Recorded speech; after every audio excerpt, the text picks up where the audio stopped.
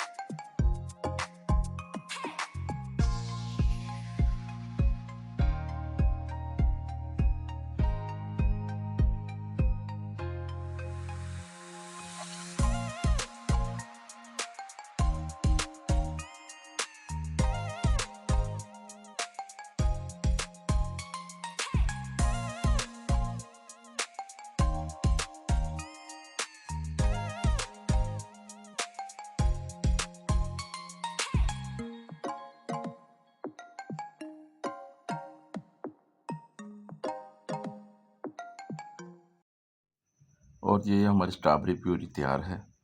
आप भी ट्राई कीजिए अपने घर में, अपने लिए, अपने बच्चों के लिए। आपको पसंद आए तो लाइक कीजिएगा, शेयर कीजिएगा, हमारे चैनल को सब्सक्राइब कीजिएगा। ये आपकी मोहब्बत है। अब हम हमारी हर वीडियो को